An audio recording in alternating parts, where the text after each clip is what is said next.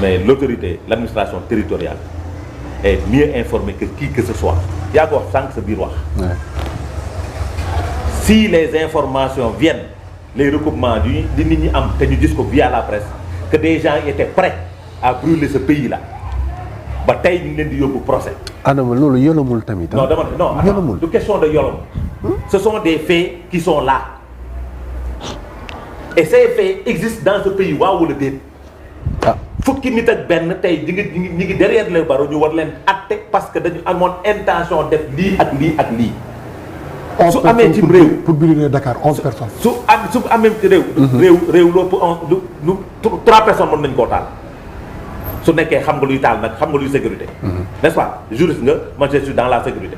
pour dire que su information yooyu amee nit ñi jàpp nit ñi am ko lan la commandement territorial war a def du jël ay responsabilités face à ces responsabilités da koy jël interdire toute manifestation parce que tamit dafa am loo xamante ni objectif la. malgré le droit fondamental. j'ai dit malgré le droit fondamental am na loo xamante ni moo jiit moo suñ jëlee décision taal réew mi.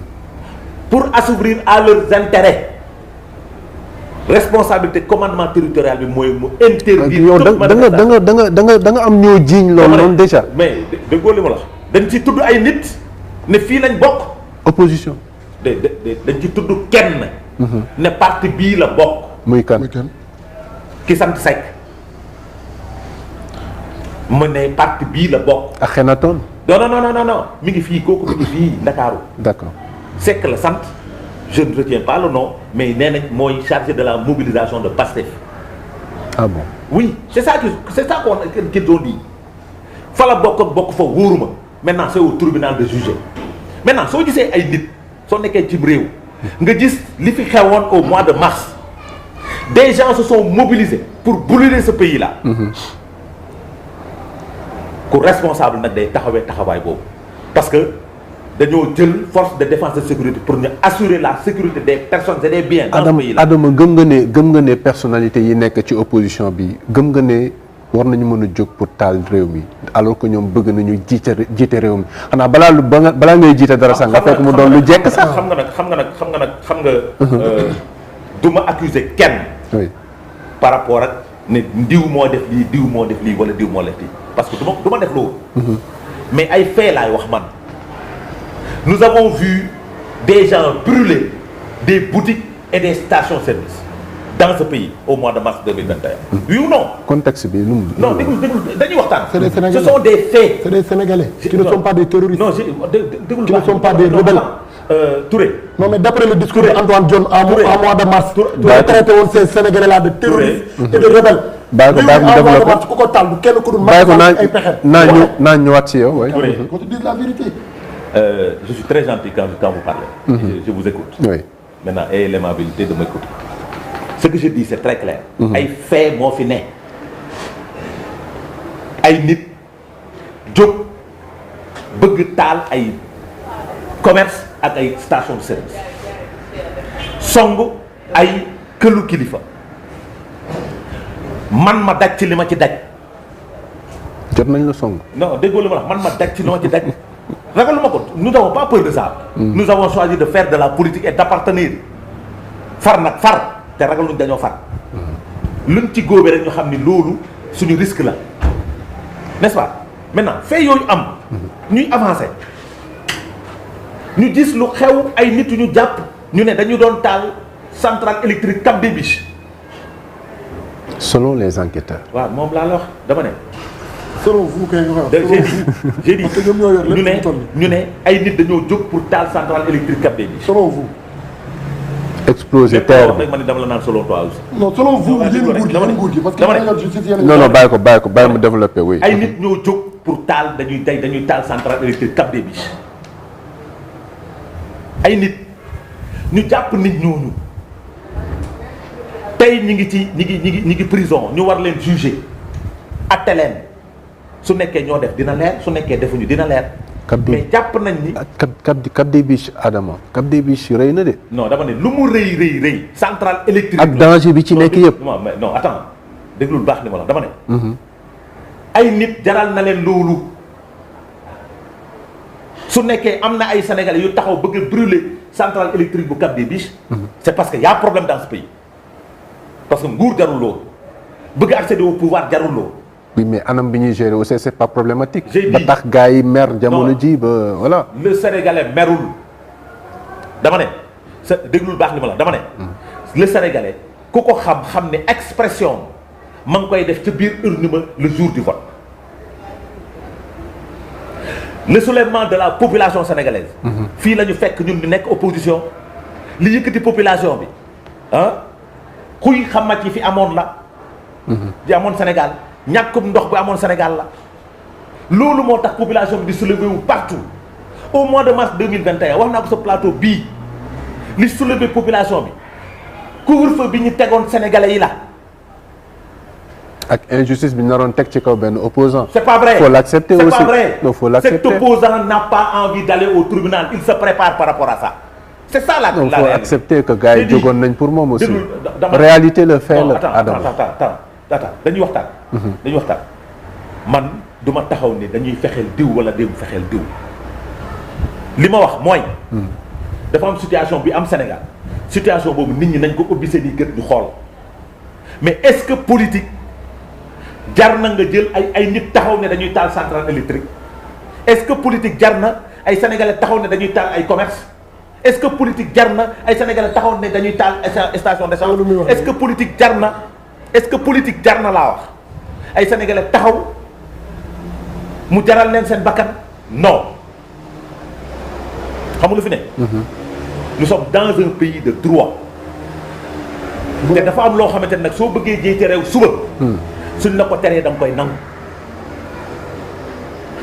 parce que loolu mooy wax maintenant nag nit ku mu neex mën nga am position bu la neex. penser que lépp lu xamante ni dal na la c'est le président de la République Macky Sall. le président Macky Sall a bon dos lui il est tranquille yii ñuy def yëngulu ko ñu nit ébranlé wu. mais war na bàyyi xel nag dëkk bu metti bi. mais attends dëkk bu non metti les Sénégalais sont fatigués. non les Sénégalais sont fatigués. le Sénégal dund dama koy dund non li ngay dund man dama koy dund. non mënul bokkul. non mais attends. non mais bokkul amul mais attends. quelle est la différence. saako ceeb su doon jël 1 million vous allez racheter. c'est pas vrai. c'est mal me connaître mon cher. il faut que ngeen arrêté quoi. Touré. il faut que ngeen Touré arrêté man ba may ñëw fii. car rapide laa jël. non il faut que ngeen arrêté. non c'est-à-dire il faut la vérité c'est quoi. kon da nga bëgg a waaj a neexal. non soxlawuma loolu. da nga bëgg a waaj a gestu. dama ne soxlawuma loolu. non parce que d'habitude c'est ça la stratégie. non c'est-à-dire su la waaj a gestuwul da ngay génn dóor kii. sànni ko xeer. non bàyyi ko mu daaneel après nga bàyyi ko mu daaneel après nga ñëw. baal ko mu wàcc après nga bàyyi ko mu daaneel après nga ñëw. bàyyi ko mu daaneel après mu ñëw. Touré allez-y oui. Dieylani il faut parler avec celui-là parce qu'il ne me connaît pas. su ma xamoon dëgg lii mu wax nii du ko wax ay stratégie la pour plaire. c'est une pratique. non pratique boobu yow yaa ko xam man xamuma pratique bii ngay wax yow yaa ko xam man xamuma ko. moi je suis un militant engagé dans un parti politique. su ma amee lu ma naqari ci biir parti bi waaw wala déet dama koy wax. su ma gisee doxalin bu bon ci biir parti bi dama koy wax mais su ma gisee ngeen def toj def ay erreur. soo gisee doxalin bu bon ci réew mi doo ko wax. mais je le dis su ma gisee ni la vie est chère je le dis su ma gisee des situations yoo xam ne Sénégalais yaa ngi koy dund dama koy wax.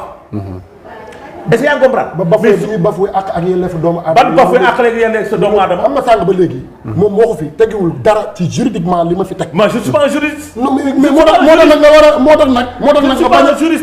war a bañ a utal lay. je suis pas un juriste xamante ne moom la préfet yi nekkee ci réew mi. am na sàng ba léegi mi ngi naan centrale électrique ci c'est entre eux. ñoom la c'est l'état du Sénégal c'est le gouvernement ñoom la. ñoom ñoo yor mais Yankhoba Diattara moo ko wax. nous avons la police nous avons la justice avec nous. wax na ko conférence de presse. les autres sont là donc noonu am na loo xam ne mais il est parmi vous. li ngay wax ni ci yow la ci yow la tout ce que nous dit comme ñoom ñeneen ñi ñoo koy wax. dama leen li mu wax c'est quand même significatif. ci yow la bokk Yankhoba Diattara ministre de la République. il n'est pas n'importe qui. Yankhoba Diattara moo gën a crédible dafay wax. parce que c'est une autorité dans ce pays. c'est un ministre de la République. il est nommé par décret par qui?